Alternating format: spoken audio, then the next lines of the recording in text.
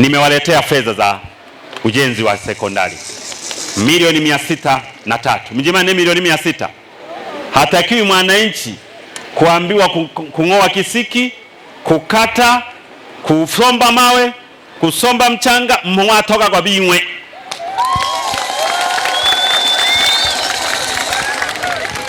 Ila ni waombe mtoe ushirikiano wa karibu, msiibe simenti, msiibe nini.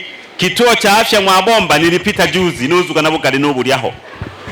Nimepita juzi, nimeona kazi njema inaendelea. Na hili naendelea kulisema, niendelee kumshukuru mno Mheshimiwa Rais. Mnyonge mnyongeni haki yake, mpeni. Nilisema Mwabomba ina watu wengi, Mwabomba inahitaji kituo cha afya, Idahina inahitaji kituo cha afya. Idahina mna zahanati, kila kijiji naenda kukamilisha. Nyamtengela nilishakamilisha, Busuranguku na kwenye nakamilisha, na hapa nakamilisha. Wagonjwa wanaoonekana kushindikana kutibiwa kwenye zahanati ndio wanaopelekwa kwenye kituo cha afya. Sasa wapi?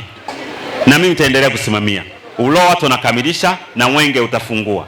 Fedha hizi zimeingia tangu mwezi wa 7 mwanzoni, na sasa hivi hatua na taratibu zingine zimeshaanza. Mojawapo nadhani kwa wachache wameshaona, maafisa wameshafika kwenye eneo kwa ajili ya kupima na kuratibu, lakini wahandisi wanaendelea na utaratibu wa kuratibu majengo ya namna yatakavyojengwa, gharama. Baadaye watu wa ugavi wataweza kupandisha kwenye mifumo na kadhalika. Kwa hiyo tutegemee mwezi wa 8 taratibu na ujenzi unaweza ukaanza kufikia mwezi wa 8.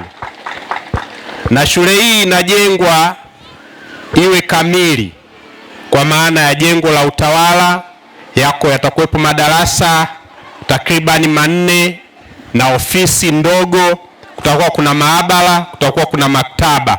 Itakuwa shule iliyokamilika tayari kwa wanafunzi kuanza kusoma. Mimi kwa majina naitwa Mr. Masumbuko Mwendwa.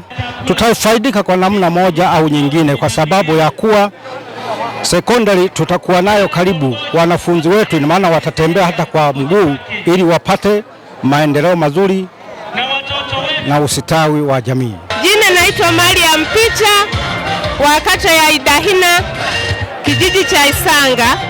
Huu mradi tulioletewa na mheshimiwa tunaupokea uendelee, watoto wetu wasome shule. Walikuwa wanapata changamoto nyingi, watoto wanapigwa mimba, yaani watoto walikuwa wanaibiwa nguo zao, walikuwa na shida nyingi, lakini sasa hivi mambo yatakuwa vizuri kwa sababu shule tumesogezewa karibu.